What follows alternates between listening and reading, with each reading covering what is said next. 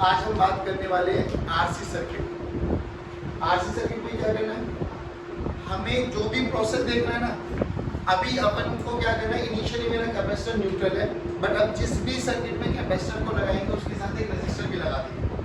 ठीक, रेजिस्टर लगा दिया तो कैपेसिटर का प्रोसेस देखेंगे कैसे कैसे वो चार्ज हो रहा है। इनिशियली अनचार्ज था, कुछ टाइम के बाद उसमें कुछ चार्ज आ जाएगा और finally after a long time वो कंप्लीटली चार्ज हो जाएगा। ठीक है, जब वो कंप्लीटली चार्ज हो जाएगा तो हम उसको बोलेंगे स्टेडी स्टेट। अब as far as CDC is concern, आज के टॉपिक से ना 2 क्वेश्चन जरूर पूछे जाते हैं। सुनो, और न्यूमेरिकल है, आरओसी का कॉम्बिनेशन आपको बतेरे न्यूमेरिकल देखने को मिलेगी।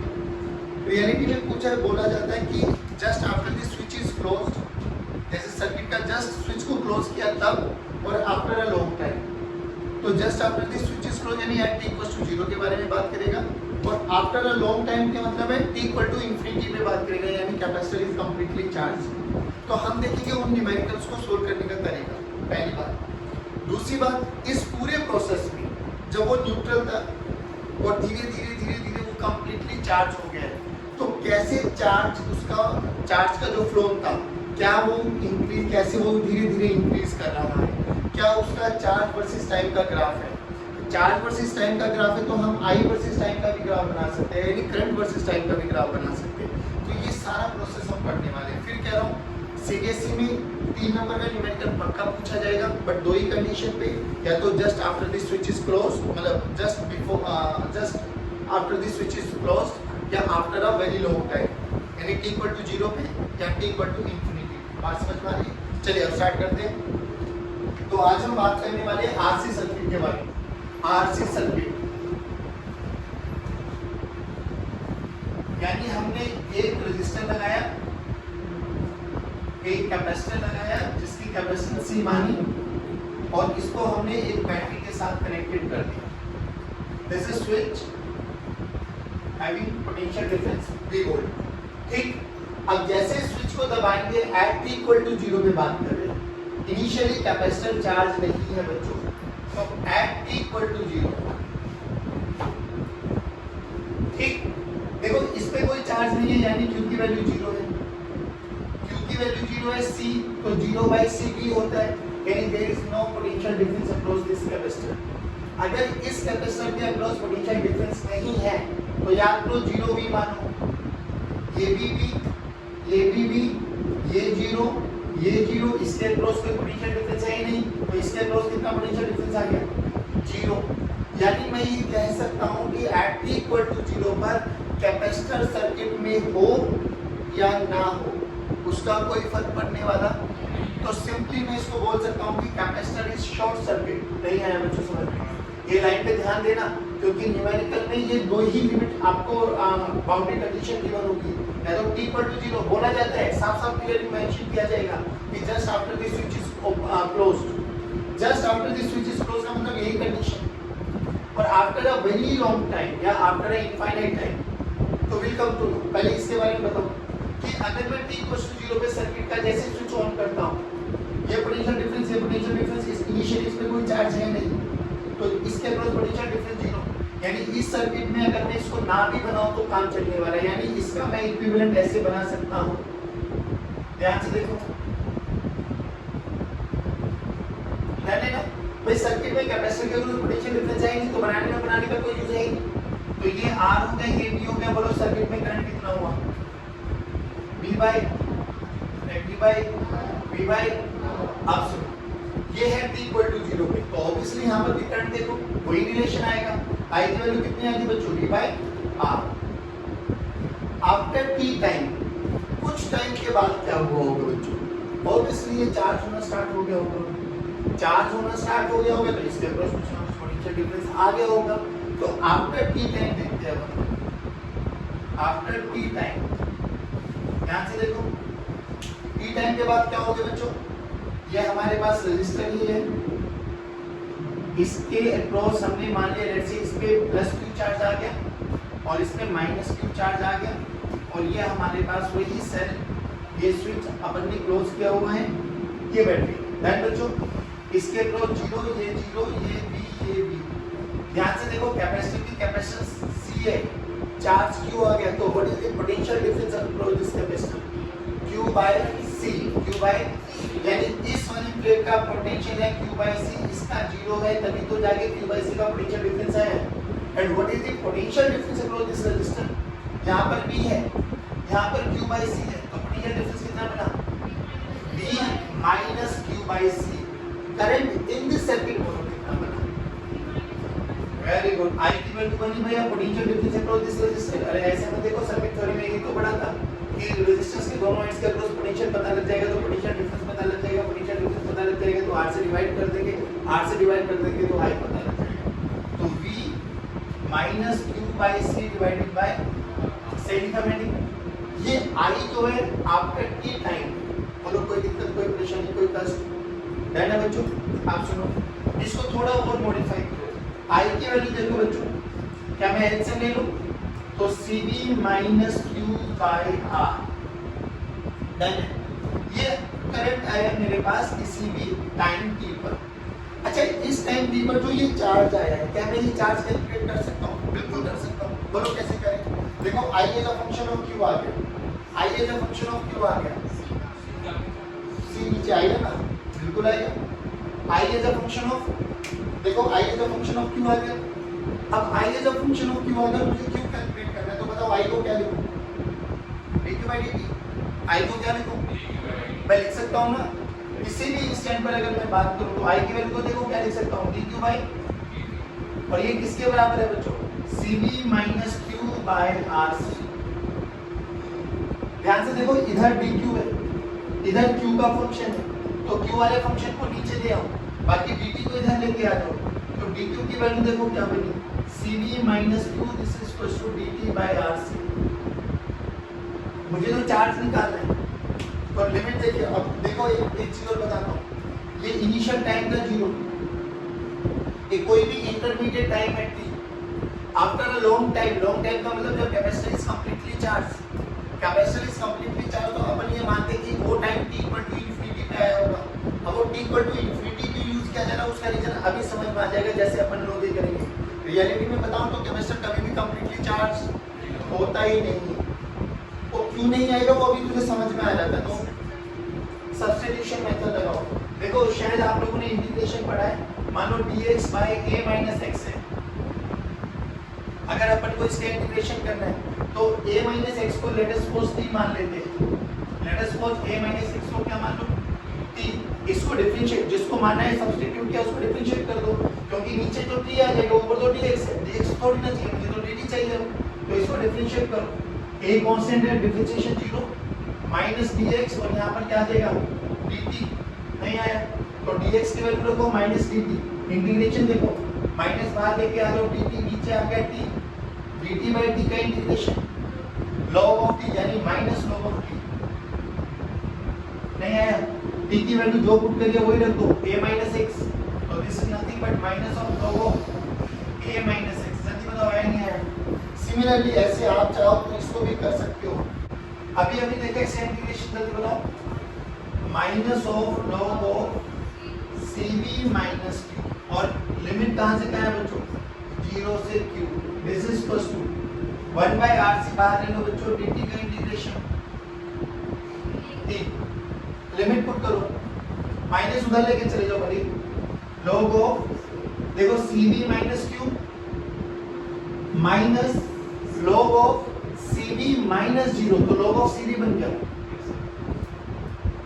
This is equal to minus t by rc। अब यहाँ पे देखो log m minus log m का फॉर्मूला लगाओ, जल्दी करो। log of cv minus q by cv, this is equal to minus t by rc। चलिए अब log को एलिमिनेट करो, log को एलिमिनेट करो, एंटी log बोलो, cv minus q by cv, this is equal to e की power minus t by rc। मुझे q का फंक्शन निकालना है ना, तो इसको यहीं पे मैंने इसको इधर लेके चले जाओ, cv minus q, this is equal to cv into e की power minus t by rc। q उधर लेके चले जाओ बच्चों, माइनस से प्लस में आ जाएगा, इधर cv आ जाएगा। ध्यान से देखो cv कॉमन ले लो, इसमें से और इसमें से, 1 माइनस e की power minus minus T by R C this is equal to Q. ध्यान से देखो C इंटू वी होता क्या है, क्यू। कौन सा क्यू? Maximum charge. ध्यान से देख भाई, इस कैपेसिटर में मैक्सिमम कितना आ सकता है? C into V. कब? अब एक बार बताओ, जब ये कैपेसिटर कंप्लीटली चार्ज हो जाएगा आफ्टर इनफाइनाइट टाइम के बाद, तो जब ये कंप्लीटली चार्ज हो जाएगा, कंप्लीटली चार्ज का मतलब क्या है? जितना पोटेंशियल इसके क्रॉस है वो सारा का सारा पोटेंशियल इसके क्रॉस आ जाएगा, यानी यहाँ पर भी पोटेंशियल डिफरेंस भी है, यहाँ पर भी पोटेंशियल डिफरेंस भी है, तो करंट थ्रू भी तो इसमें रेजिस्टेंस कितना हो जाएगा? जीरो। और हो जाना भी चाहिए। जब कैपेसिटर कंप्लीटली चार्ज है तो करंट सर्किट में फ्लो करेगा नहीं, याद रखना। अब देखो, तो यहाँ से हमारे पास क्या है? Q this is equal to, अब ये CV को CV रखा रहने देना चाहते हो, CV रखा रहने दो। Q मैक्सिमम लिखना चाहते हो, Q मैक्सिमम लिख लो। Q नॉट से रिप्रेजेंट करना चाहते हो, Q नॉट से रिप्रेजेंट करो। Q नॉट भी आपके पास मैक्सिमम चार्ज के रिप्रेजेंटेशन है, Q मैक्स भी मैक्सिमम टाइम चार्ज को ही रिप्रेजेंट किया जाता है, और CV भी मैक्सिमम चार्ज का रिप्रेजेंटेशन है। तो स्टैंडर्ड फॉर्मूला ये होता है Q नॉट 1 माइनस e की power minus t by RC। अब थोड़ा चैप्टर नंबर 1 11th स्टैंडर्ड का देखो। e की पावर में कुछ भी हो, वो डायमेंशनलेस क्वांटिटी होनी चाहिए। ऊपर देखो टाइम है, नीचे देखो r बाय c है, e की पावर देखो t by r by c। सोच, अगर t की आपके पास यूनिट सेकंड है तो r बाय c भी क्या होना चाहिए? सेकंड, क्योंकि डायमेंशनलेस क्वांटिटी होनी चाहिए ऊपर। e की पावर में कुछ भी ना हो, वो डायमेंशनलेस होता है। तो देखो ऊपर टाइम है, नीचे R है, R बोले तो रेजिस्टेंस, C बोले तो कैपेसिटेंस, तो R और C की यूनिट भी क्या होनी चाहिए? टाइम। क्या होनी चाहिए?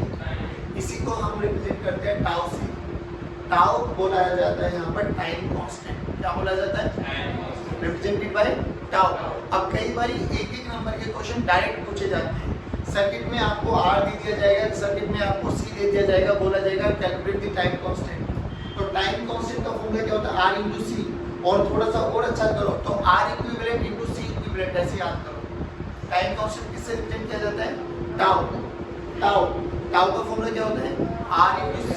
अब अगर एक कैपेसिटर में बहुत सारे रेजिस्टर, बहुत सारे कैपेसिटर, एक सर्किट में बहुत सारे रेजिस्टर, बहुत सारे कैपेसिटर दे दिए गए और बोला गया फाइंड द टाइम इक्विवेलेंट, तो आपको करना कुछ भी नहीं है, R इक्विवेलेंट निकालना, C इक्विवेलेंट निकालना, दोनों का प्रोडक्ट कर देना है। अब टाउ की जो यूनिट होती है वो क्या होगी? सेकंड। क्या होती है? तो ये वाला फॉर्मूला थोड़ा सा और मॉडिफाई हो जाता है। किसमें? देखो ध्यान से, Q this is equal to Q not 1 minus e की power minus t by tau, where tau is your time constant. बोले इतना समझ में आया? चार्ज का फॉर्मूला क्या है बच्चों? Q this is equal to Q not maximum charge 1 minus e की power minus t by tau, where tau is your time constant. अब ये टाइम कांस्टेंट क्या बताता है, इसका मतलब समझो। देखो, सोचो अगर मैं टाइम की वैल्यू बात करूं कि लेट्स से t की वैल्यू 1 टाउ हो गई, 1 टाउ, यानी हम बात करें जब टाउ कांस्टेंट, टाइम कांस्टेंट जो टाइम है वो 1 टाउ के बराबर आ जाए, तो चार्ज देखो उस टाइम पर Q this is equal to Q not 1 minus e minus t by t की वैल्यू को टाउ कर दो, टाउ बाय टाउ, ठीक। तो e की पावर माइनस हो, e की पावर माइनस हो, ये नीचे आ गया, तो q की वैल्यू देखो, q not 1 minus 1 by e, q की वैल्यू देखो, q not e minus 1 by e, exponential की वैल्यू बोलो 2.718 आई गेस, e की वैल्यू होती है 2.718, e की वैल्यू होती है 2.718। कोई बच्चा कैलकुलेटर निकालो जल्दी। 2.718 माइनस 1, 1.718 डिवाइडेड बाय 2.78, ये वाली वैल्यू आती है 0.63 समथिंग। कैलकुलेट कर देखो, 0.63 दैट है ना। आगे इधर देखो, यानी अगर मैं बात करूं वन टाइम कांस्टेंट के बारे में, तो वन टाइम कांस्टेंट पर किसी भी कैपेसिटर पर कितना चार्ज आ जाता है, उसके टोटल का अगर मैं परसेंटेज काउंट करूं तो 63% वो चार्ज हो जाता है। ध्यान से सुनना, टाइम कांस्टेंट की वैल्यू देखो, वन टाइम कांस्टेंट को क्या बोला गया, कि किसी भी वन टाइम, हर एक कैपेसिटर का टाइम कांस्टेंट अलग अलग होगा। किसी का 2 माइक्रोसेकंड हो सकता है, किसी का 3 माइक्रोसेकंड हो सकता है, किसी का 10 माइक्रोसेकंड हो सकता है, इट में भी एनी, पर हर एक कैपेसिटर का जो ये टाउ है ये अलग अलग हो सकता है।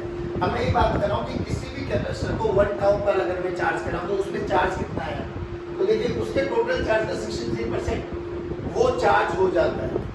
यानी इनिशियली क्या होता है, जो ये चार्जिंग का प्रोसेस होता है ना, चार्जिंग का प्रोसेस ये बहुत स्पीडली होता है और धीरे धीरे धीरे धीरे धीरे धीरे ये जो रेट ऑफ चार्जिंग है ये डिक्रीज होता चला जाता है। अभी आपको क्या करना है, यहाँ से देखो जो ये वाला फॉर्मूला है ना, Q equals to Q not 1 minus e की power t minus t by tau. किसी भी एक कैपेसिटर के लिए मान के चलेगा उसका टाउ आपको पता है, let's say it may be 2 microsecond, ठीक है। हमसे बोला गया बताइए वो टाइम कैलकुलेट करो, ये टाइम हमें कैलकुलेट करना है, टाउ हमें पता है। बोला गया बताओ कि वो कैपेसिटर जब 90% of its initial of its final charge, वो कैपेसिटर चार्ज हो चुका है। फिर बोला गया वो टाइम निकालो जब वो 95% चार्ज हो चुका है। ऐसे बहुत सारे क्वेश्चंस आएंगे, घबराओ मत।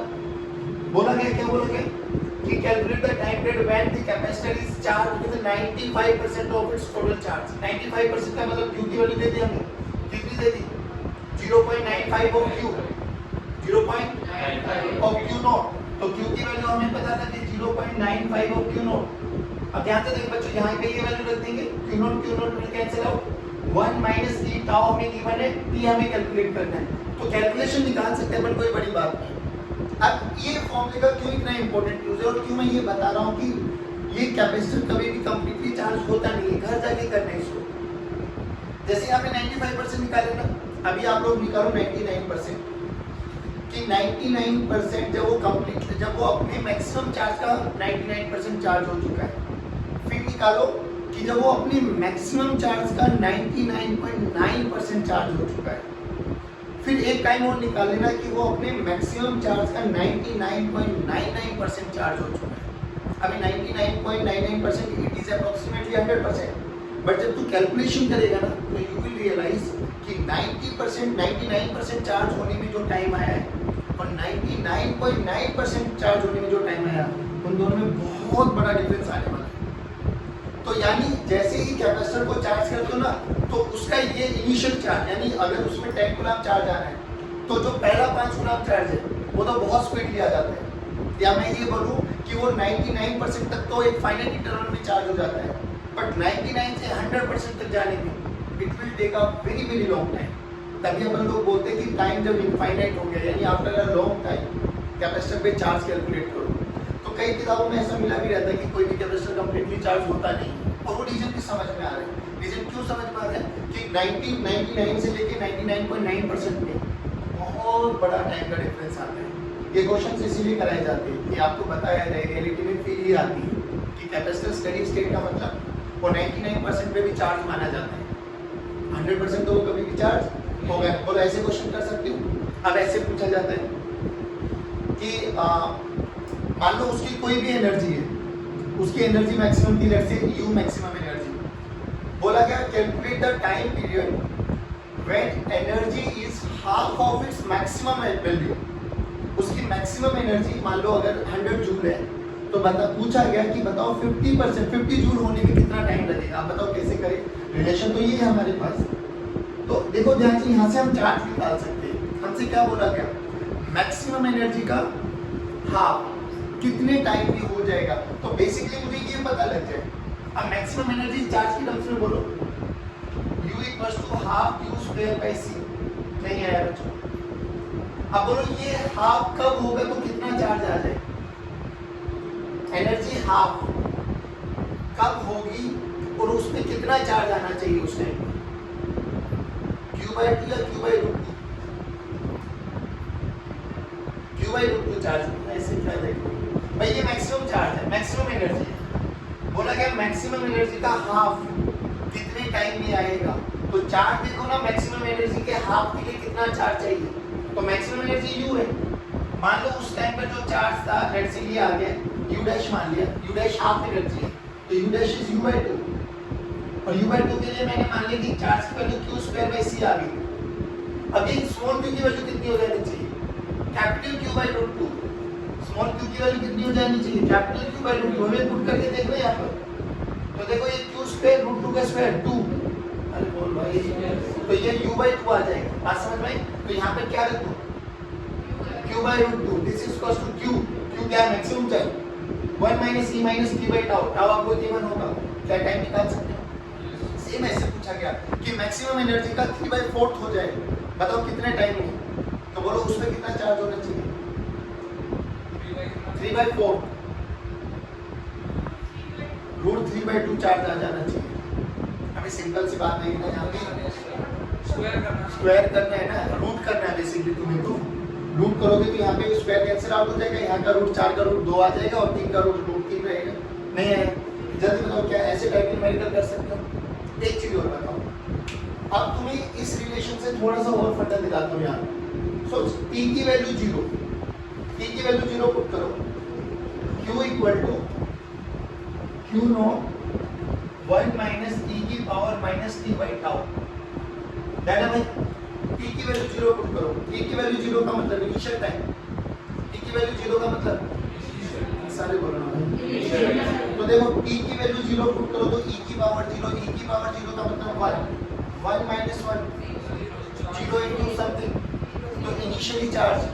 अब थोड़ा सा फ्लैशबैक में आओ, जब हमने स्विच को ऑन किया था तो कैपेसिटर न्यूट्रल था, रेजिस्टर के अक्रॉस पोटेंशियल डिफरेंस V आया था, करंट क्या था, maximum I equal to V by R, नहीं आया, नहीं आया, करंट मैक्सिमम था, चार्ज 0 था, t इक्वल टू 0 पे, t equal to infinite, infinite का मतलब जब वो कंप्लीटली चार्ज, बोलो e की पावर इंफिनिटी, e की पावर इंफिनिटी का मतलब 0, अरे यार e की पावर इंफिनिटी का मतलब अब 0 1 माइनस 0 1 इनटू q नॉट बोले तो मैक्सिमम चार्ज, यानी t इक्वल टू इंफिनिटी पे चार्ज मैक्सिमम हो चुका है। चार्ज मैक्सिमम होने का मतलब कैपेसिटर इज कंप्लीटली, और कैपेसिटर इज कंप्लीटली चार्ज का मतलब जो पोटेंशियल डिफरेंस हमने लगाया था वही पोटेंशियल डिफरेंस कैपेसिटर के अक्रॉस आ गया, तो रेजिस्टर में करंट।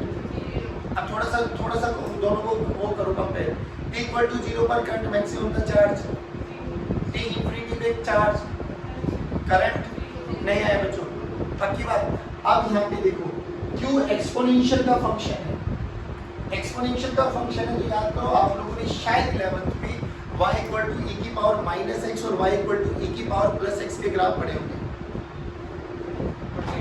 e की पावर प्लस x का ऐसे शेप में जाती थी, याद है, एक्सपोनेंशियल का ग्राफ याद है, आ दो। तो q as a function of time का अगर आप ग्राफ बनाओ, q as a function of time with respect to time, तो ग्राफ एक एक्सपोनेंशियल ग्राफ है, 0 से स्टार्ट क्यों हो रहा है, क्योंकि t इक्वल टू 0 पे चार्ज क्या है, t इक्वल टू 0 पे चार्ज क्या है। एक चीज और बताओ, जब हम बात कर रहे थे कि टाइम, जब टाइम 1 टाउ के बराबर हो गया, 1 टाउ के बराबर, तो ये अपनी टोटल चार्ज का 63% ऑलरेडी चार्ज हो चुका होगा, नहीं है बच्चों, तो ये 0.63 ऑफ क्यू नॉट, और ये वाला क्या है, मैक्सिमम क्यू नॉट मान लेते हैं। बात समझ में आई, बात समझ में आई बच्चों। तो ये एक आपके पास एक्सपोनेंशियल ग्राफ जाता है कि t इक्वल टू 0 पे चार्ज 0 है, 1 टाउ पर ये अपने टोटल चार्ज का 63% चार्ज हो चुका होगा, और फिर धीरे धीरे इंफिनिटी तक ये चार्ज हो चुका होगा। बात समझ में आ गई। अब एक बात बताओ, अगर q की वैल्यू हमें पता है, क्या किसी भी इंस्टेंट में करंट निकाल सकता हूँ, इसी वाले फंक्शन को क्या करता हूँ, I equal to dq by dt, तो इसी वाले फंक्शन को एक बार क्या कर दो, डिफरेंशिएट करके दिखाओ एक बार, I this is equal to, इस वाले फंक्शन को डिफरेंशिएट करो, जल्दी करना please, I equal to dq by dt, ध्यान से देखो, q नॉट कांस्टेंट है 0 माइनस q नॉट है ना, माइनस q नॉट, e की पावर का e की पावर रहता है, तो e की power minus t by tau, और माइनस t बाई टाउ का 1 बाई टाउ माइनस का, तो माइनस का 1 by tau, minus minus plus, तो i की वैल्यू देखो q नॉट e की power minus t by tau divided by tau, और तुझे याद रखना है तो टाउ की वैल्यू को r इंटू सी भी रख सकता है, टाउ की वैल्यू को r इंटू सी रख, I this is equal to q naught by r into C into e की power minus t by tau. बच्चों ध्यान से देखो, क्यू नोट बाई सी क्या होता है? क्यू नोट बाई सी क्या होता है? V by Q naught maximum charge है, सी उसकी कैपेसिटेंस है, तो क्यू बाई सी क्या होता है? वी। और वी बाई आर क्या हो गया? आई। ये वी बाई आर वही वाला करंट है जो मैक्सिमम करंट था स्टार्टिंग में।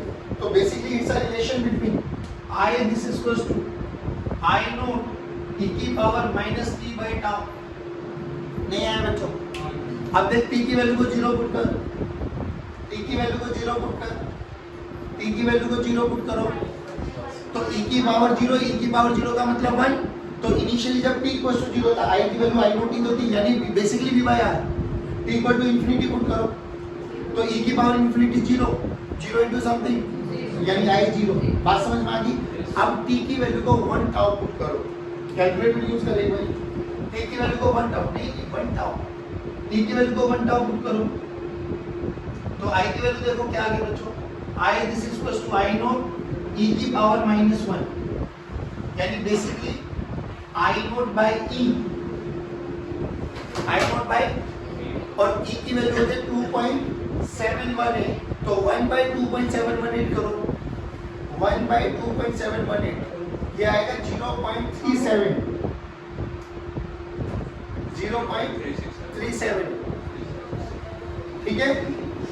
चलो छोड़ दे बाबू, छोड़ दे। नहीं नहीं बेटे छोड़, बिल पे नहीं लेना, बिल्कुल आ जाओ।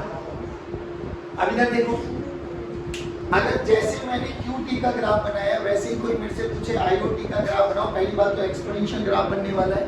t इक्वल टू 0 पे करंट मैक्सिमम था, t इक्वल टू इंफिनिटी पे करंट 0 था, तो बेसिकली ग्राफ आएगा डिक्रीज होता हुआ। तो अगर मेरे से कोई IOT का ग्राफ पूछे, इधर देखो बच्चों, I as a function of t versus t का ग्राफ पूछा, तो क्या ऐसा से ग्राफ जाएगा? क्या 1 टाउ वही टाउ हो जाएगा बच्चों? ये जब ये अपने मैक्सिमम का 37% अचीव कर चुका होगा, अरे बोलो भाई, 0.37 ऑफ I नोट, ये आपका I नोट। जल्दी देखो आराम से। अब ये समझ लो भाई, ये न्यूमेरिकल के लिए बहुत इंपॉर्टेंट है, प्लीज देखो। बोला गया find current when switch is just pressed, switch is just pressed, यानी बात करें एट t इक्वल टू 0 पर। बाबा ध्यान से सुनो, एट t इक्वल टू 0 का मतलब कि कैपेसिटर के होने ना होने का कोई फायदा, तो अपन कैपेसिटर को शॉर्ट सर्किट कर सकते हैं, कहीं ये मान सकते हैं कि यहाँ पर कोई कैपेसिटर नहीं, तो यहाँ पर भी नहीं होगा। तो रियलिटी में करंट क्या करेगा? यहाँ से चला I, यहाँ से चला I, यहाँ से चला, यहाँ पे करंट को 2 रास्ते मिले, बट यहाँ से देख, जो पोटेंशियल यहाँ पर होगा वही पोटेंशियल यहाँ पर होगा, तो ये वाले कैपेसिटर का होने ना होने का कोई फायदा, क्योंकि वही लाइव वायर है, शॉर्ट सर्किट हो जाएगा, काम खत्म। तो डायरेक्ट बोलो I की वैल्यू V बाय, I की वैल्यू V बाय, समझ में आ रहा है? उधर देख, बोला क्या? At t equal to infinity, at t equal to infinity, या you can say after a long time. After a long time का मतलब ये समझ में आ गया कि capacitor is now completely charged. अगर कैपेसिटर कंप्लीटली चार्ज हो चुका है, तो यानी वो स्टेडी स्टेट में अचीव हो चुका है। स्टेडी स्टेट का मतलब अब इसको शॉर्ट सर्किट नहीं करेंगे, यानी ये बात कंफर्म्ड है कि स्टेडी स्टेट में क्या हो गया बच्चों? स्टेडी स्टेट में जल्दी बताइए कि जो पोटेंशियल इसके क्रॉस है वही पोटेंशियल इसके क्रॉस आ गया, तो I इन द सर्किट कितना हो गया? अभी अभी प्रूव कराया, I इन द सर्किट कितना हो गया? 0। तो इसके अक्रॉस कितना चार्ज आ गया? C, पहली बात। दूसरी बात, अपन इस कैपेसिटर को स्टेडी स्टेट में अगर कोई मेरे से पूछा जाए find current in the circuit, तो मैं इस सर्किट को रीड लो, देखो क्या कर सकता हूँ, इस कैपेसिटर को मैं ओपन सर्किट की तरह बिहेव कर सकता हूँ कि भैया यहाँ पर ये सर्किट टूट चुका है, यानी अगर करंट चल भी रहा होगा ना, तो करंट को यहाँ के बाद कोई रास्ता कनेक्टिंग पाथ नहीं मिल रहा, ये स्टेडी स्टेट का मतलब है। दोबारा सुनो, t इक्वल टू 0 पर हम उसको शॉर्ट सर्किट कर देंगे, t इक्वल टू इंफिनिटी पर अपन उसको शॉर्ट सर्किट की तरह बिहेव कर लेंगे। तुम्हारे लिए 99.9% न्यूमेरिकल्स में स्टेडी स्टेट आएगी। R और C के कॉम्बिनेशन मिलेंगे बहुत सारे, NC वर्मा में भी, SL अरोरा में भी, और साथ साथ मेंशन किया गया होगा कि capacitor is it's steady state. Steady state का मतलब समझ लेना, जिस ब्रांच में कैपेसिटर लगा हुआ है स्टेडी स्टेट में उसमें करंट फ्लो, तो वो सारी ब्रांचेस सर्किट में से गायब कर दो। मैं स्टेडी स्टेट में करंट फ्लो ही नहीं कर रहा उस वाली ब्रांच में, तो होने ना होने का कोई फायदा। बाकी रेस्ट ऑफ दी ब्रांच देख लो, उसमें रजिस्टर लगे होंगे, वो तो या तो सीरीज में होंगे या पैरेलल में होंगे, V by R कर देना, यू विल गेट द। देखो क्वेश्चन बोला गया एट t इक्वल टू 0 पे करंट निकालो in the circuit, at t equal to infinity पे निकालो करंट इन द सर्किट, और जब ये कंप्लीटली चार्ज हो चुका है तो what is the charge acquired by this capacitor. की क्वेश्चन है एट t इक्वल टू 0 पे, पहले t इक्वल टू 0 पे बात करते, जल्दी बोलो। t इक्वल टू 0 पे इस कैपेसिटर का होने ना होने का कोई यूज, तो बेसिकली अपन शॉर्ट सर्किट कर सकते हैं। ये 2R और R पैरेलल है, 2R और R पैरेलल है, तो 2R into R by 3R, तो 2R by 3। तो देखो एक कैपेसिटर बना, ये रजिस्टर बना R और ये रजिस्टर बना 2R by 3। देखो ध्यान से चेक किया, क्या इसमें करंट निकाल सकते हो बच्चों? अब ये हो जाएगा 5R by 3, 5R by 3 by V, मतलब V by 5R by 3, खत्म, जो भी आया आंसर आ गया। आफ्टर लॉन्ग टाइम, जल्दी बोलो लॉन्ग टाइम का मतलब। अब इस वाली ब्रांच का कोई फायदा, तो at t equal to infinity में बोलो, at t equal to infinity में बोलो R और R सीरीज, तो I कितना हो गया V by 2R। अबे ऐसे क्या कर रहे हो भाई, V by 2R नहीं आया बच्चों। अच्छा, अब जो कि ये कंप्लीटली चार्ज हो चुका है, तो बोला गया what is the potential across this capacitor. Simple सी बात बता, करंट पता लग गया? अरे बोल भाई। अब सुनो ध्यान से, V 0 V 0 0 0। अब सोच ये कैपेसिटर कंप्लीटली चार्ज है, तो जो करंट जाएगा वो इसमें जाएगा, तो ये रेजिस्टर के होने ना होने का कोई फायदा। अगर ये 0 है तो इसके अक्रॉस भी। सोच मुझे कैसे भी करके ये वाला पोटेंशियल पता लग जाए, चार्ज ही तो निकालना मुझे, C मुझे पता ही नहीं, इस कैपेसिटर के अक्रॉस पोटेंशियल पता लग जाए तो क्यों इनको C इनको V कर दूंगा, चार्ज भी आ गया। अब ये x कैसे निकालूं, यहाँ से यहाँ पार्शियल KVL लगाओ, V प्लस से माइनस कितना माइनस I देख I स्टेडी स्टेट में ये चल रहा है, तो V बाय, तो minus I by I into R, तो VR by this is equal to Vx, तो Vx की वैल्यू बोलो V बाय, तो यहाँ पे V बाय 2 आ गया, ये 0 आ गया, तो पोटेंशियल डिफरेंस कितना बना V बाय 2। कैपेसिटेंस कितनी बनी C, तो चार्ट बोलो C into V by 2, I नहीं बट 2 डिसमल। एक बार समराइज कर देता हूँ 2 मिनट में सुनो कि रियलिटी में हम लोगों ने आज RC सर्किट पढ़े, और RC सर्किट में जो ये लास्ट वाले न्यूमेरिकल्स पढ़े बच्चों, CBSE में बहुत आते हैं। सिंपल सी बात करना, t इक्वल टू 0 पे बात करो तो कैपेसिटर को हटा देना, शॉर्ट सर्किट कर देना, but t equal to infinity पे या स्टेडी स्टेट लिखा जाए तो समझ लेना उस वाले कैपेसिटर, जिस वाली ब्रांच में कैपेसिटर लगाया वहाँ पे करंट फ्लो नहीं करेगा। तो जितने भी ब्रांचेस में ऐसे तुझे कैपेसिटर दिखाई दे स्टेडी स्टेट में, उन सभी ब्रांचेस को हटा दो, रेस्ट ऑफ दी जो भी सर्किट बचा उसमें टोटल करंट निकाल दो। फिर हमसे पूछा जाता है उस कैपेसिटर पे स्टेडी स्टेट में बताओ फाइनल चार्ज कितना आया होगा, तो हमें कैपेसिटर की दोनों टर्मिनल्स के अक्रॉस पोटेंशियल डिफरेंस चाहिए। अगर मैं ऐसे निकाल पाया, V पता लग गया दोनों के अक्रॉस, तो मुझे डेल्टा V भी पता लग जाएगा, डेल्टा V पता लग जाएगा तो C into delta V Q final आ जाएगा। जल्दी बताओ आया नहीं है? चलेगा, thank you very much, have a good day, God bless you, जय हिंद।